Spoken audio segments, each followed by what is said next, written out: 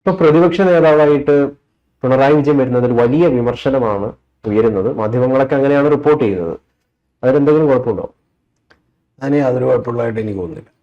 അതിന്റെ പ്രധാനപ്പെട്ട കാരണം അവരുടെ കയ്യിൽ വേറെ ആളില്ല എന്നുള്ളതാണ്. ഒന്ന്, ആകെ 3 പേരെയാണ് അതിനകത്ത് പരിഗണിക്കാൻ കഴിയുന്നത്. ഒന്ന് കെ.എൻ. ബാലഗോപാലാണ്. കെ.എൻ. ബാലഗോപാലിനെ നേരത്തെ മുതൽ അറിയാം. അദ്ദേഹം ഒരു അഗ്രസീവായിട്ടുള്ള പൊളിറ്റീഷ്യൻ അല്ല. എന്ന് പറഞ്ഞാൽ വളരെ കൃത്യമായി കാര്യങ്ങൾ പറയുകയും മാറിപ്പോവുകയോ ഒക്കെ ചെയ്യുന്ന ഒരാളാണ്. അദ്ദേഹം ഒരു വിവാദം ഉണ്ടാക്കുകയോ ഒരു വളരെ സ്ട്രോങ് ആയിട്ടൊരു പ്രസ്താവന പറയുകയോ പോലും ചെയ്യില്ല. അപ്പൊ അതുകൊണ്ട് തന്നെ അദ്ദേഹത്തെ അത്തരത്തിലുള്ള ഒരു റോളിലേക്ക് പരിഗണിക്കാൻ പറ്റില്ല. ഈ റോളിന്റെ ഏറ്റവും വലിയ പ്രത്യേകത ഇത് CPM-നെ തിരിച്ചു കൊണ്ടുവരേണ്ട ഒരു പദവിയാണ് എന്നുള്ളതാണ്. ആ CPM-നെ തിരിച്ചു കൊണ്ടുവരാനുള്ള എല്ലാ ഉത്തരവാദിത്വം ഏറ്റെടുക്കേണ്ട ഒരാളാണ്. രണ്ടാമത് CPM-ന്റെ ഒരു സംഘടനാ സംവിധാനത്തിൽ നമ്മൾ നോക്കിയാൽ സീനിയർ ആയിട്ടുള്ള ഒരാൾ സജി ചെറിയാനാണ്. സജി ചെറിയാനെ ആക്കിയാൽ എന്തായിരിക്കും സംഭവിക്കുക എന്നുള്ളത് ഞാൻ പറയേണ്ടതില്ല. അദ്ദേഹം നേരെ തിരിച്ച് തോന്നിയതൊക്കെ തന്നെ ചിലപ്പോൾ പറയുകയും അതൊക്കെ വലിയ വിവാദമാവുകയും തിരിച്ചടിക്കുകയും ചെയ്യും. കുന്തവും കുടച്ചക്കറും ഒക്കെ നമുക്കറിയാം. മൂന്നാമത്തെ ആൾ അതിന് കുറച്ചുകൂടി ആപ്റ്റായിട്ടുള്ള ഒരാളെന്ന് പറയുന്നത് മുഹമ്മദ് റിയാസാണ്. പക്ഷെ മുഹമ്മദ് റിയാസ് കുറച്ചുകൂടി വളരെ കോമ്പാക്റ്റായി കാര്യങ്ങൾ പറയുന്ന ഒരാളാണ്. പക്ഷെ പ്രധാനപ്പെട്ട ഒരു വിഷയം, അദ്ദേഹത്തെ ഇപ്പൊ ആക്കിയാൽ ഉണ്ടാകാൻ പോകുന്ന ഒരു വലിയ വിമർശനം 2 പ്രശ്നങ്ങളുണ്ട്. ഒന്ന്, അദ്ദേഹം ഒരു സമുദായത്തിൽ ജനിച്ചതാണ് എന്ന് പറയുന്ന ഒരു കാര്യമുണ്ടാവുകയും അത് പലപ്പോഴും ചിലപ്പോൾ BJP കുറച്ചുകൂടി അഡ്വാൻറ്റേജ് ഉണ്ടാക്കുകയും ചെയ്യും. ഒന്ന്, പക്ഷെ അത് അദ്ദേഹം വന്നിട്ടുണ്ടെങ്കിൽ വേറെ അഡ്വാൻറ്റേജ് കൂടി LDF ഉണ്ട്. അടുത്ത തവണ ഇത്തരത്തിലുള്ള ഒരു പോളറൈസേഷൻ, ന്യൂനപക്ഷ പോളറൈസേഷൻ ഉണ്ടാവണമെന്ന് നിർബന്ധമില്ല.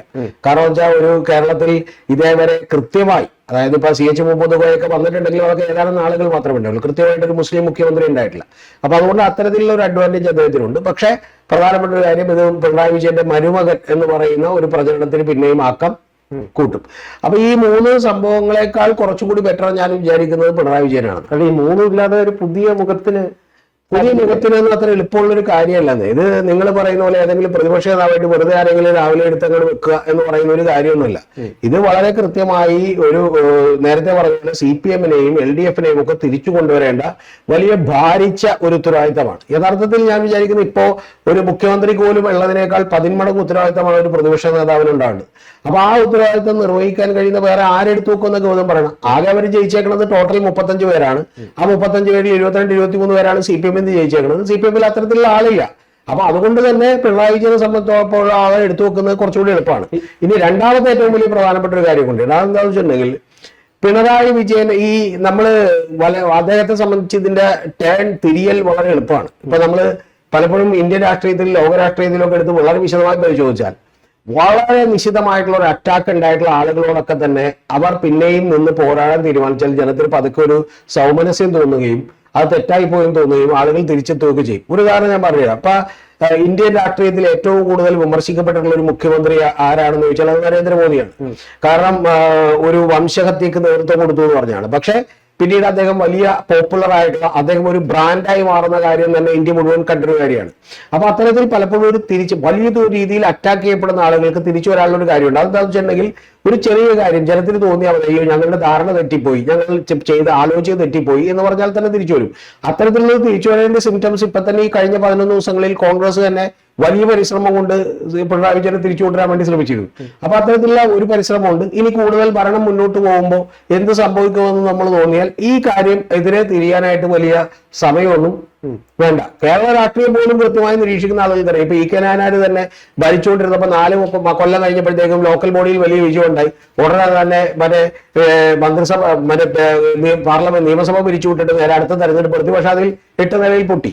അപ്പൊ ഇത്തരം കാര്യമൊക്കെ ഉണ്ടാവും. സത്യപ്രതിജ്ഞയ്ക്ക് ശേഷം ഞെട്ടിക്കുന്ന പ്രഖ്യാപനങ്ങളാണ് നടത്തിയിട്ടുള്ളത്. അതിന് പിന്നാലെ കഴിഞ്ഞ ദിവസം VD സതീശന്റെ ഒരു പ്രതികരണം ഇപ്പം സോഷ്യൽ മീഡിയയിൽ വൈറലാവുന്നുണ്ട്. അദ്ദേഹം ഇങ്ങനെ ചുണ്ടിറക്കിക്കൊണ്ട് ഈ മോഡിഫിക്കേഷനുമായി ബന്ധപ്പെട്ടുള്ള ഒരു പ്രതികരണം നടത്തിയത്. അപ്പൊ നമുക്ക് യുവജനങ്ങൾ പറയുന്നത് നമുക്ക് അത്രയും സൂപ്പർ കൂളായിട്ടുള്ള ചിരിക്കുന്ന ഒരു മുഖ്യമന്ത്രിയെ കാണാൻ പറ്റി എന്നുള്ള കാര്യങ്ങളൊക്കെ പറയുന്നുണ്ട്.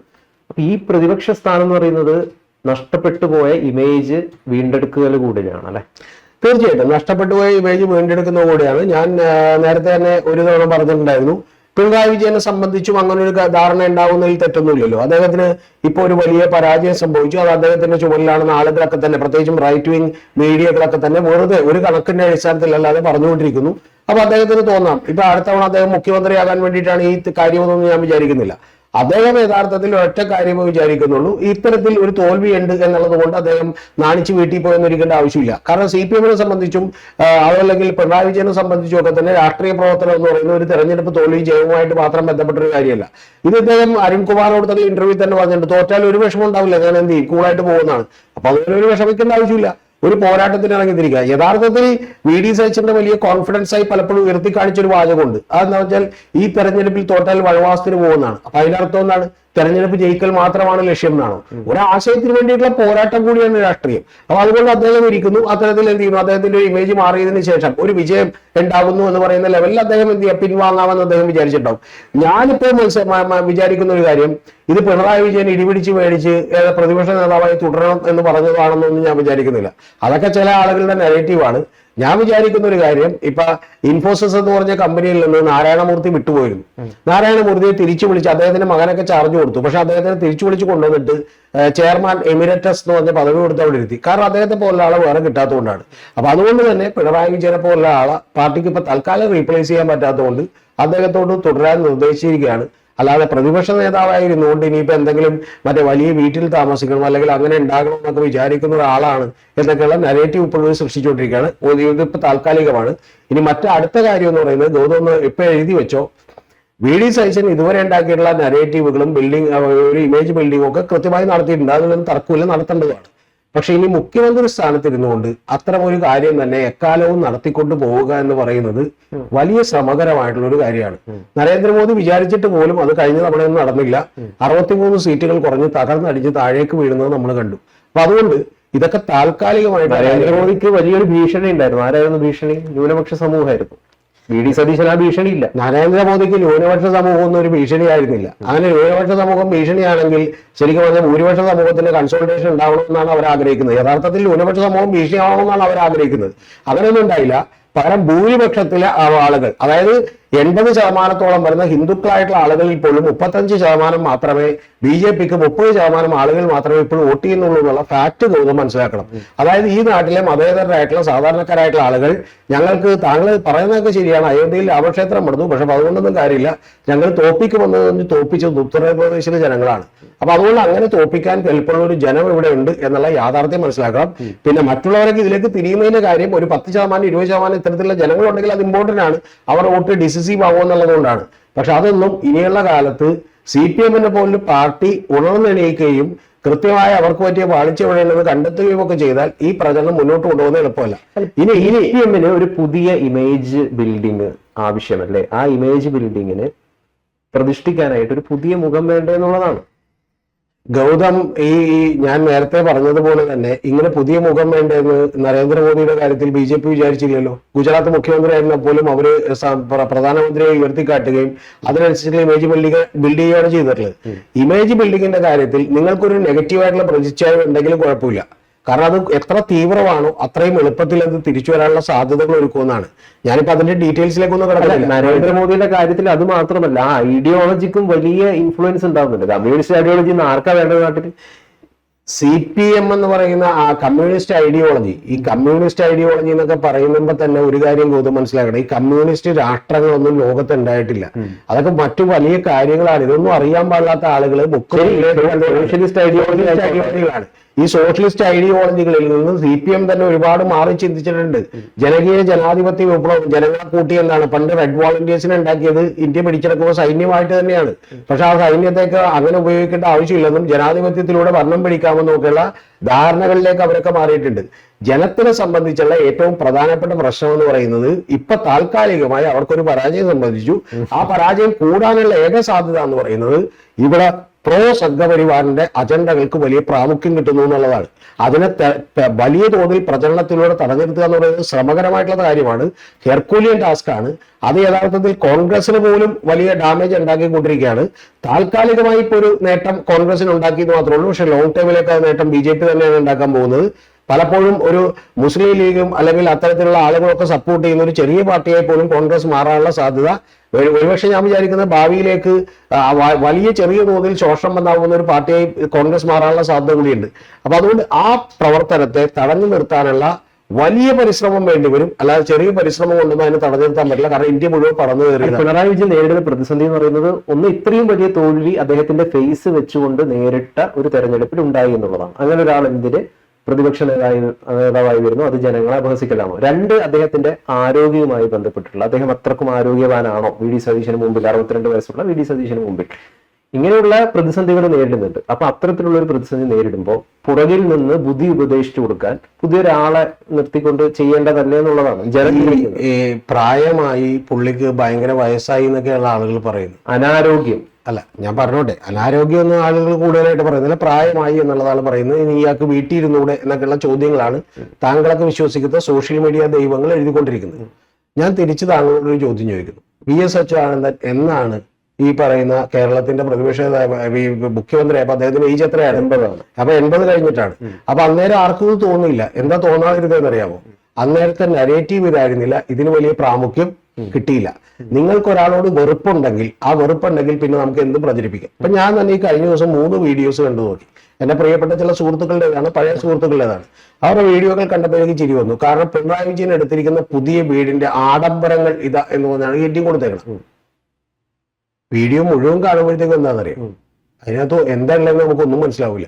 കാരണം ഇവരും കണ്ടിട്ടില്ല, നമ്മൾ കണ്ടിട്ടില്ല. പക്ഷെ ആഡംബരങ്ങൾ ഇതാ എന്ന് പറഞ്ഞിട്ടാണ് എന്ത് ചെയ്തേക്കണ, കെട്ടി കൊടുത്തേക്കണ. പ്രതിപക്ഷ നേതാവായിരുന്നെങ്കിൽ കന്റോൺമെന്റ് ഹൗസ് ഉണ്ടാവൂല, പിന്നെ ഇത് അയാൾക്ക് പറ്റൂല, കന്റോൺമെന്റ് ഹൗസ് പറ്റാത്ത എന്തുകൊണ്ടാണെന്നൊക്കെ ചോദിച്ചിട്ടാണ്. സത്യത്തിൽ ഞാൻ വിചാരിക്കുന്ന ഒരു കാര്യം, എനിക്ക് മനസ്സിലാക്കാൻ കഴിയുന്ന ഒരു കാര്യം, പിണറായി വിജയൻ അങ്ങനെ പ്രതിപക്ഷ നേതാവായി തെരഞ്ഞെടുക്കപ്പെടും എന്നുള്ളത് അദ്ദേഹം വിചാരിച്ചിരുന്നില്ല. അപ്പൊ അതുകൊണ്ട് അദ്ദേഹം എന്ത് ചെയ്തു, മറ്റൊരു വീട്ടിലേക്ക് താമസം മാറി. ആ താമസം മാറിയതിനു ശേഷം പാർട്ടി പോളിറ്റ് ബ്യൂറോയും അതുപോലെ കേന്ദ്ര കമ്മിറ്റിയൊക്കെ അദ്ദേഹത്തോട് വീണ്ടും അതായി തുടരാൻ ആവശ്യപ്പെട്ടു. ഈ തുടരാൻ ആവശ്യപ്പെട്ടതിന് ശേഷം ഇത്തരത്തിൽ വ്യാജമായിട്ടുള്ള നിരവധി വാർത്തകൾ വരുന്നതിന്റെ ഭാഗമായി ഇന്ന് പോലും ഏതാണ്ട് തൃശ്ശൂർ ജില്ലാ കമ്മിറ്റി ഇതാണ് പറഞ്ഞത്, ആലപ്പുഴ ജില്ലാ കമ്മിറ്റി ഇതാണ് പറഞ്ഞില്ല, കണ്ണൂർ ജില്ലാ കമ്മിറ്റി, എനിക്ക് ഏറ്റവും വലിയ തമാശയോടി കേട്ടിട്ടുണ്ട്, കണ്ണൂർ ജില്ലാ കമ്മിറ്റി ഇതാണ് പറഞ്ഞത്, കോഴിക്കോട് ജില്ലാ കമ്മിറ്റി ഇതാണ് പറഞ്ഞത് എന്നൊക്കെ പറഞ്ഞ് വാർത്ത കൊടുക്കുന്നു. ഈ വാർത്തയുടെ തൊട്ട് സൈഡിൽ വേറൊരു വാർത്തയുണ്ട്, അതാണ് എന്നെ ചിരിപ്പിക്കുന്നത്. പാർട്ടിക്കുള്ളിൽ ഇപ്പോഴും നിർഭയമായി അഭിപ്രായം പറയാനുള്ള ഒരു സ്വാതന്ത്ര്യവുമില്ല, പിണറായിയുടെ പിടുത്തം തുടരുന്നു എന്നാണ് അടുത്ത വാർത്ത. അല്ല, എന്നെ വേണ്ടി വേറൊരു കാര്യം പറഞ്ഞു, എന്റെ പൊന്ന് തുറന്നടിക്കണം, സഖാക്കൾ തുറന്നടിക്കണം കാര്യങ്ങൾ. ഞാൻ പറഞ്ഞത് എംഎയുടെ കാര്യത്തിലേക്ക് കുറേ കൊണ്ടുപോകല്ലേ, ഗൗതത്തിന് അങ്ങനെ പല താല്പര്യങ്ങളുണ്ട്. എന്റെ ചോദ്യം ഗൗതം ഇരുന്ന് ഒരേ വായും ഒരേ നാക്കും ഉപയോഗിച്ചിട്ട് ഈ കോഴിക്കോട് ജില്ലാ കമ്മിറ്റിയിൽ ഇദ്ദേഹത്തിനെതിരാണ്, കാസർഗോഡ് ജില്ലാ കമ്മിറ്റിയിലെതിരാണ്, കണ്ണൂർ ജില്ലാ കമ്മിറ്റിയിലെതിരാണ്, മറ്റേ മലപ്പുറം ജില്ലാ കമ്മിറ്റിയിൽ ഇതാണ്, ഭാഗ്യത്തിൽ കോയമ്പത്തൂർ ജില്ലാ കമ്മിറ്റി പറഞ്ഞിട്ടില്ല. അപ്പൊ ഇത്തരം ജില്ലാ കമ്മിറ്റി എതിരാണ്, ആളുകളൊക്കെ തുറന്നടിച്ചു എന്ന് പറയുകയും അതിന്റെ ലാസ്റ്റത്തെ വരിയിൽ ഇപ്പോഴും പിണറായി വിജയന്റെ പാർട്ടിയിൽ സമഗ്രാധിപത്യം തുടരുന്നു, ബാക്കിയുള്ളവർക്കെല്ലാം ഭയമാണെന്നും കൂടി എഴുതി വെക്കരുത്. ഇത് രണ്ടു തമ്മിലും കോൺട്രാഡിക്ഷൻ. എന്തുകൊണ്ടത് പറയാൻ കാരണം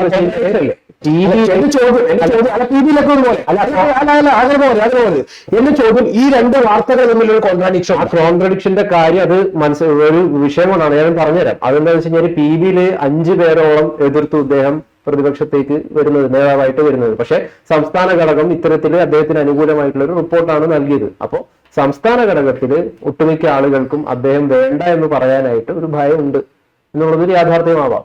പക്ഷെ ജില്ലാ കമ്മിറ്റി മനസ്സിലായില്ല എന്താണ് ഈ ഉദ്ദേശിച്ചത്. എന്റെ ചോദ്യം വളരെ ലളിതമാണ്. പാർട്ടിയിലുള്ള എല്ലാവരും ഇദ്ദേഹത്തെ ഭയന്ന് മിണ്ടാതിരിക്കുകയാണെന്ന് പറഞ്ഞ് നിങ്ങൾ വാർത്ത എഴുതുന്നു.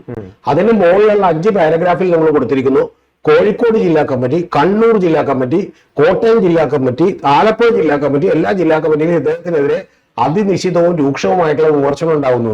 രണ്ടിൽ ഏതെങ്കിലും ഒന്നല്ലേ ശരിയാവും. ഒന്നില്ലെങ്കിൽ ഇദ്ദേഹത്തെ ഭയമുണ്ട്, ആളുകൾ മിണ്ടാതിരുന്നു, അല്ലെങ്കിൽ ഇദ്ദേഹത്തിന് ഭയമില്ല, ഇപ്പൊ പിടുത്തമൊക്കെ വിട്ടു. ഫോണുകളിൽ ഇപ്പോഴും ഭയമുണ്ട് എന്നാണ് അതിന്റെ അർത്ഥം. ഓ അത് ശരി, അങ്ങനെയാണെങ്കിൽ വാർത്ത തന്നെ റിപ്പോർട്ട് ചെയ്യണം. എന്താണ് ഇപ്പൊ ജില്ലാ കമ്മിറ്റിയിലെ 45 പേരിൽ മറ്റേ 40 പേര് ഇദ്ദേഹത്തിനെതിരെ തുറന്നു വെച്ചു. പക്ഷെ 5 പേരുടെ കോണുകളിൽ ഇദ്ദേഹത്തിനെതിരെ ഭയമുണ്ടെന്ന് അറിയണം. നിങ്ങൾ എന്ത് നിങ്ങൾ ഈ പറഞ്ഞ ഇല്ലോജിക്കലും ഇഡിയോട്ടിക് ആയിട്ടുള്ള കമന്റുകൾ പറയാൻ ഏതെങ്കിലും രീതിയിൽ എന്ത് വൃത്തികേടാണ് പിണറായി ചെയ്തതെന്ന് പറയാനായിട്ട് ധൈര്യം ഉണ്ടാവും. എന്തിനാണ് അങ്ങനെ പറയുന്നത്? കാരണം അദ്ദേഹത്തിന് ബോധ്യമില്ലെങ്കിലും ഗൗരവം പറഞ്ഞതിന് പറയാനായിട്ട് സാമാന്യ യുക്തിയിൽ ചിന്തിച്ച സാമാന്യ യുക്തി എന്താണ്? ഞാൻ 66 ലക്ഷത്തിന് 80 ലക്ഷം ഒട്ടാക്കി അദ്ദേഹത്തിന് മോഹം കാണിച്ചപ്പോൾ വോട്ട് നിർത്തി. അയാളോട് പറഞ്ഞു നിങ്ങൾ എന്ത് വൃത്തികളാണ് പിണറായി എന്ന് ചോദിക്കുന്നത്. താങ്കളെ പോലെയുള്ള ഈ പറഞ്ഞ ഒരാള് മണ്ടൻ അഭിപ്രായം പറഞ്ഞു അത് കേട്ട് ചോദിക്കാൻ വേണ്ടിയിട്ടാണ് ഞാനും താങ്കളും മാധ്യമങ്ങളുടെ വാർത്തകളിൽ ഒരു സത്യസന്ധത ഉണ്ടെങ്കിൽ ഈ രണ്ടിലേതെങ്കിലും എന്റെ പ്രശ്നമല്ല. ആലപ്പുഴ ജില്ലാ കമ്മിറ്റിയിൽ ഇദ്ദേഹത്തിന് ആഞ്ഞടിച്ചു, കോട്ടയം ജില്ലാ കമ്മിറ്റിയിൽ ആഞ്ഞടിച്ചു, കണ്ണൂർ ജില്ലാ കമ്മിറ്റിയിൽ ആഞ്ഞടിച്ചു, കോഴിക്കോട് ജില്ലാ കമ്മിറ്റിയിൽ പിണറായി വിജയനെ ആഞ്ഞടിച്ചു. ഇതെല്ലാം പറയണമെങ്കിൽ ഒറ്റ കാര്യമുള്ളൂ. ശരിയാണ്, ചിലപ്പോൾ ആഞ്ഞടിച്ചിട്ടുണ്ടാവും, ഞാൻ സമ്മതിക്കുന്നു. പക്ഷെ ആഞ്ഞടിച്ചിട്ടുണ്ടെങ്കിൽ അവിടെയെല്ലാം പിണറായി വിജയനെ ഭയക്കാതെ ആളുകൾ അഭിപ്രായം പറഞ്ഞു എന്നാണ് എന്റെ അർത്ഥം. ആണോ എന്റെ അർത്ഥം? അത് റിപ്പോർട്ട് ചെയ്യും നിങ്ങൾ, കുഴപ്പമില്ല. പക്ഷെ അതിന്റെ താഴെ മറ്റതും കൂടി പറയരുത്. പിണറായി ഇപ്പോഴും പാർട്ടിയിൽ പിണറായിക്ക് തന്നെയാണ് പിടി, ബാക്കിയുള്ള എല്ലാവരും ഭയന്ന് മിണ്ടാതിരിക്കുകയാണ്. ഇത് രണ്ടും അതിന്റെ കാരണം എന്ന് പറയുന്നത് കാരണം എനിക്ക് എന്റെ പൊന്നു എനിക്ക് ഗൗതം കൃഷ്ണൻ ഇതിന്റെ കാരണം ഒന്നും അറിയണ്ട. എന്റെ ചോദ്യം വളരെ സിമ്പിൾ ആണ്, ഒറ്റ ചോദ്യമുള്ളൂ. ഇത് രണ്ടും ശരിയാകുമോ? ഒരേ മാധ്യമത്തിൽ രണ്ട് കാരണങ്ങളുണ്ട്. പിണറായി ഭയക്കുന്നവരുണ്ട്, പിണറായി ഭയമില്ലാത്തവരുണ്ട്. അങ്ങനെയുണ്ട്. ടോട്ടാലിറ്റി, അതായത് മുഖ്യ സ്ഥാനത്തിരിക്കുന്ന ഇപ്പൊ ടി വിയിൽ ഒരുപാട് ആളുകൾ പിണറായിക്ക് അനുകൂലമായിട്ടൊരു നിലപാടെടുത്തു എന്ന് പറയുമ്പോൾ പിടി എന്ന് പറയുന്നത് പിണറായിക്ക് തന്നെയാണെന്ന് എഴുതേണ്ടി വരും. ഓക്കെ, അപ്പൊ താങ്കൾ പറയുന്നത് ജില്ലാ കമ്മിറ്റിയിൽ പകുതി പേര് പിണറായിനെ ഭയന്നുമുണ്ടായിരുന്നു, പകുതി പേര് എന്ത് ചെയ്തു, ഈ തുറന്നടിച്ചു എന്നുള്ളതാണ് അല്ലെ? പ്രധാന സ്ഥലത്ത് പ്രധാന കോണുകളിൽ ഇപ്പോഴും പിണറായിയെ വിമർശിക്കാനായിട്ട് ഭയമുണ്ട് എന്നാണ് അതിന്റെ നല്ല വാർത്തയിൽ എഴുതി.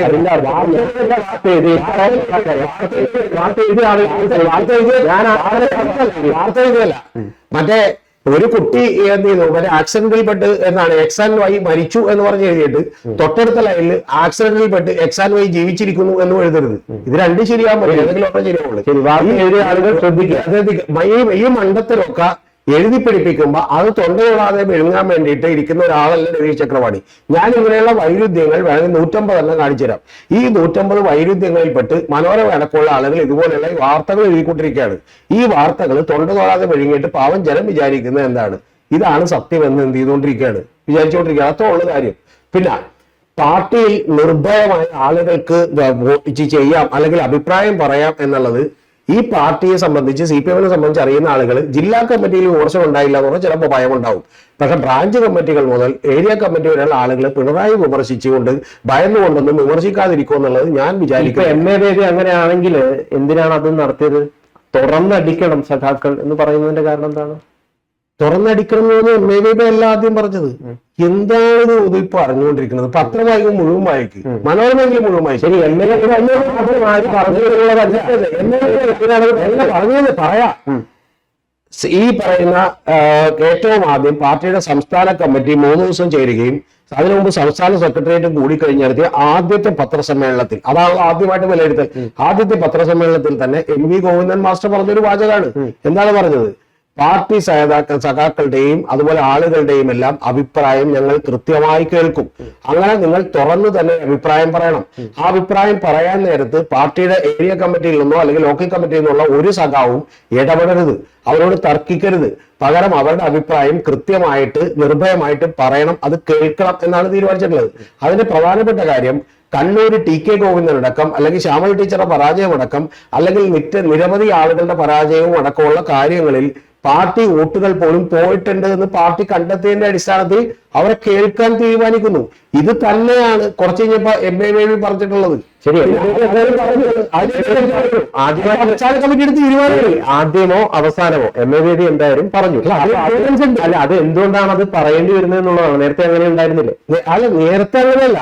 സംസ്ഥാന കമ്മിറ്റി കൂടി ഇത്തരത്തിലുള്ള ഒരു കാര്യമോ പാളിച്ചകളോ ജനങ്ങൾക്ക് ഒരു കാര്യം CPM മനസ്സിലാക്കിയുള്ള ഒരു കാര്യം, പാർട്ടിയോട് നേരിട്ട് പറയാതെ അവർ അസംതൃപ്തി വോട്ടിലൂടെ പ്രകടിപ്പിക്കുകയാണെന്ന് CPM കണ്ടെത്തിയിട്ടുണ്ട്. പാർട്ടിക്കുള്ളിൽ ചർച്ചകളൊക്കെ നിരന്തരമായി നടക്കുന്ന എല്ലാ ആഴ്ചകളിലും ബ്രാഞ്ച് കമ്മിറ്റി കൂടുകയാണെങ്കിൽ പോലും ആ ബ്രാഞ്ച് കമ്മിറ്റിയും ലോക്കൽ കമ്മിറ്റിയിലും ഒക്കെ കൂടിയിട്ടുള്ള ആളുകൾ പോലും സഖാക്കൾ പോലും വോട്ടുകൾ മാറ്റി ചെയ്തിട്ടുണ്ട്. ആ മാറ്റി ചെയ്യാനുള്ള കാരണം പാർട്ടിക്കുള്ളിൽ അഭിപ്രായം എന്ത് ചെയ്തിട്ടില്ല, അവർ തുറന്നു പറയുകയോ വിമർശനങ്ങൾ ഉന്നയിക്കുകയോ ചെയ്തിട്ടില്ല എന്നുള്ള പാർട്ടി കണ്ടെത്തിയിട്ടുണ്ട്. അപ്പൊ അങ്ങനെ കണ്ടെത്തിയത് കൊണ്ട് പാർട്ടി എന്ത് ചെയ്തു, അത് തുറന്ന അഭിപ്രായം പറയണമെന്ന് പാർട്ടിയുടെ സ്റ്റേറ്റ് കമ്മിറ്റി സെക്രട്ടറി തന്നെ അഭിപ്രായം പറയുന്നു.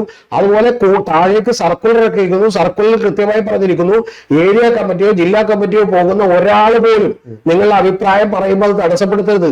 എത്ര നിശിതമായ വിമർശനവും ആയിക്കോട്ടെ, അത് നിങ്ങൾ കേട്ടിരിക്കണം, അത് എഴുതിയെടുക്കണം, എന്നിട്ട് അവർ പറയുന്നതിൽ കാര്യമുണ്ടോ എന്ന് പരിശോധിക്കണമെന്നാണ് പറഞ്ഞേക്കുന്നത്. വിമർശനങ്ങൾ ഉണ്ടായിട്ടില്ല എന്നുള്ളത് പാർട്ടി കണ്ടെത്തിയിട്ടുണ്ട്. അതായത് അങ്ങനെയുള്ള അസംതൃപ്തി പാർട്ടിക്കുള്ളിൽ ഉള്ളിൽ തന്നെ ഉണ്ടായിരുന്നു. ഇപ്പൊ ഈവൻ ധർമ്മടം പോലുള്ള സ്ഥലങ്ങളിൽ പോലും അത്തരത്തിലുള്ള അസംതൃപ്തികൾ ഉണ്ടായിരുന്നു. അത് ആളുകൾ തുറന്ന് പ്രകടിപ്പിക്കാതിരിക്കുകയും എന്നാൽ വോട്ടിൽ അത് പ്രതിഫലിക്കുകയും ചെയ്തു എന്നാണ് പാർട്ടിയുടെ കണ്ടെത്തൽ.